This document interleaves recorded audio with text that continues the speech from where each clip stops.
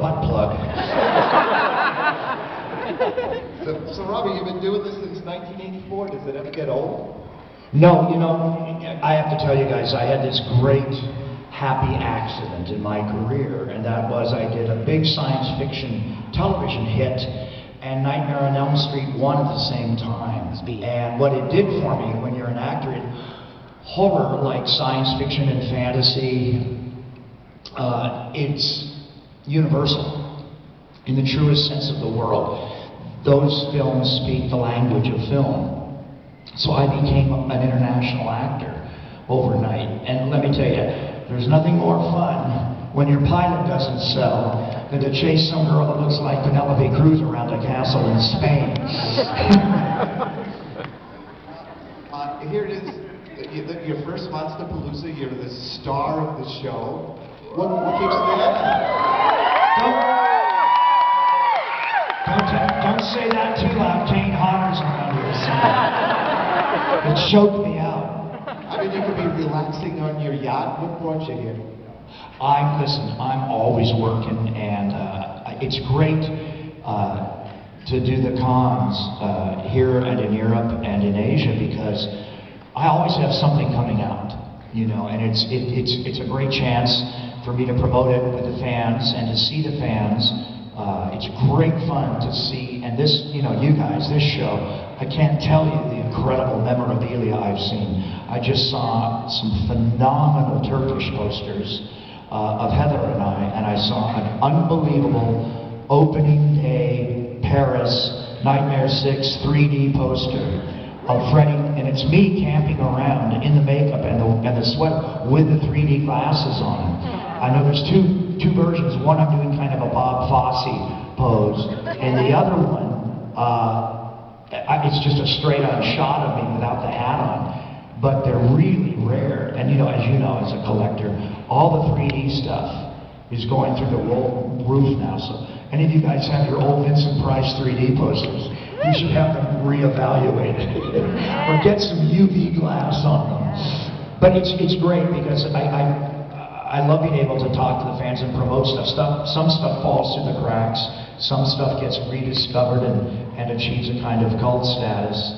I had a great movie in 2015 that I'm really proud of called The Last Showing, with Finn Jones from Iron Fist and Emily Barrington from Humans. Yeah, and you did a British accent in there as a projectionist. Well, I mean, I gained weight, and I shaved, and I got a real ratty little mustache going, and I sort of channeled Richard Attenborough from Seance on a Wet Afternoon. But the director's terrific. It's got a lot of homage to Brian De Palma and early Brian De Palma. But I've been able to kind of hype that, and coming out this year, Midnight Man with Lynn Shay. Yeah, directed by a wonderfully talented guy who was my art director on Behind the Mask, The Rise of Leslie Vernon. So I have high hopes for that. You're going to get to see a peek at Night World. I'm going to watch it with you. All I've done is some looping on that. And now I'm finally allowed, and this is the true exclusive for Monsterpalooza. I've been like under lock and key. For the last year, I've been working on an insane game. And I have a couple of games out, as you know, but this one, now you guys know that I've done a lot at Warner Brothers. I did V at Warner Brothers. I've done a bunch of movies there. Never in my life, Tony, and Tony appreciates this. He's going to appreciate this. Never in my life have I had a better parking space than for this game. And so I get the best parking spot on the lot. But anyway, it's Injustice 2. I'm the Scarecrow. And I take on the entire DC universe. Come on, Supergirl! You little bitch!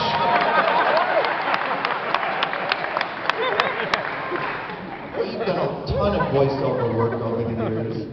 That's an easy gig. You show up in your slippers and pajamas. It's unbelievable, and they're all clustered together. You know, most of them are in Studio City. And there's like great little secret restaurants, little sushi bars, and there's that great deli near there. So I can either stay with my agent who lives there, so I can stay for free, or I go up and I stay in that old Sportsman's Lodge And I stay in the back part, because where all the old cowboy actors hang out. But it's the best pool in LA. So it's really fun. The last time I was there, I was doing my laps, trying to suck in my gut, and Jennifer Rubin was there. You know, so I saw Jennifer Rubin from Nightmare 4. Yeah. A second ago, you mentioned the rise of Leslie Vernon. There's been talk about a sequel finally happening. Have you heard? Well, the sequel script is incredible, and they've got me and Scott Wilson promised. They've got myself and Scott Wilson promised, and Angela Goethals, who I think is still in Westwood right now doing Long Day's Journey into Night on stage, Angela, and Nathan Basil, obviously. And, but that will be, for you guys, that will be a gesture of love, the movie.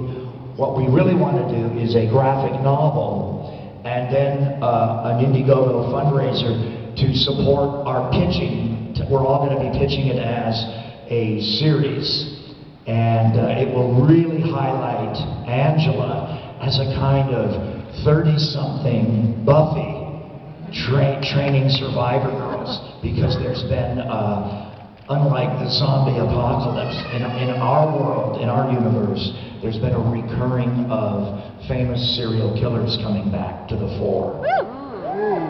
Awesome. We'll probably have to guest star with Kane Hodder. Well, we gave the folks a taste of the first Nightmare. We're going to show you guys a classic scene from Nightmare on Elm Street 2, Freddy's Revenge. Here we go, Mark Pat.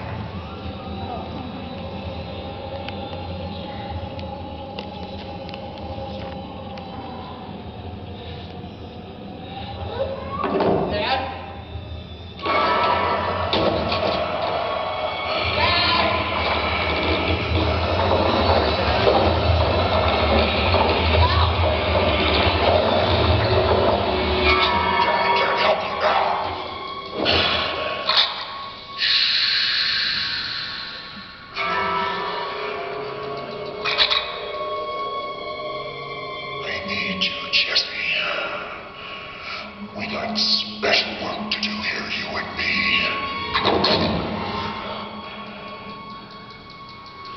You've got the body.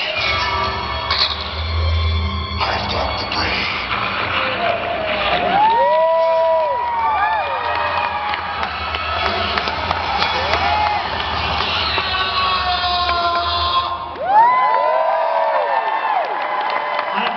I don't know whether to kiss that kid or kill him. Was that, I don't know if that was Mark Shostrom or a Greg Cannon makeup effect. They're both here. I know Greg's here. That was Kevin Yeager.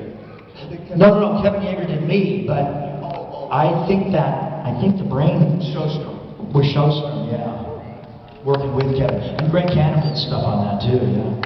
The reputation for Nightmare 2 is starting to grow in recent years. At first, when it came out, it was pretty much maligned. But now this whole subtext that's been bandied about.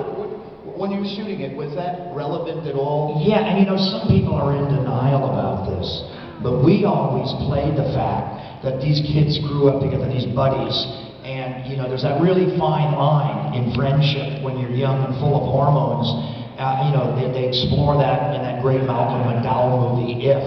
But Freddy is messing with Jesse's head, you know.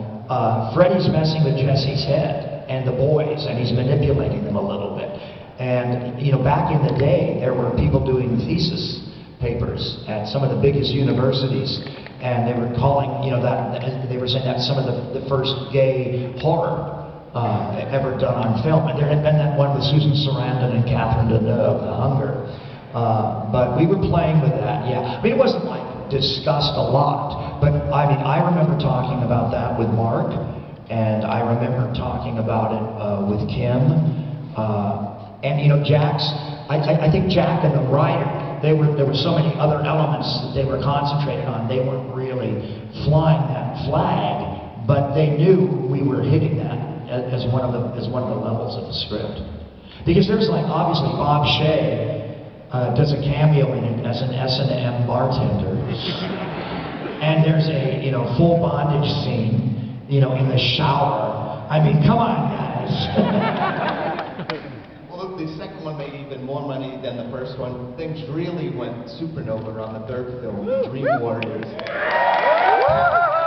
Probably, if you took a poll, if you took a vote, Dream Warriors is probably the fan favorite. Yes. Everyone agree? When you were making Dream Warriors, did you have a feeling that this was going to take Freddy up to the next level, and mainstream icon? Here's what I remember most about Dream Warriors. Rodney Eastman and one of the other actors, they fell incredibly head over heels in love with Patricia Arquette. And it was like, I felt like Cyrano de Bergerac. They would literally having me check their love letters to her.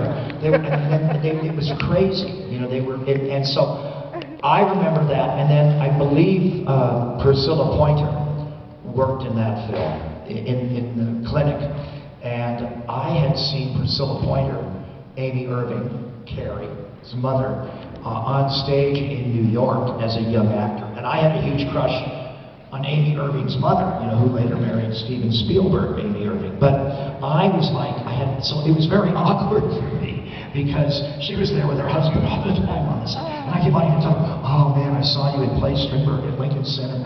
Oh my gosh, I had such a crush on you. But so I was like dealing with that, and also all the kids that were falling in love with Patricia.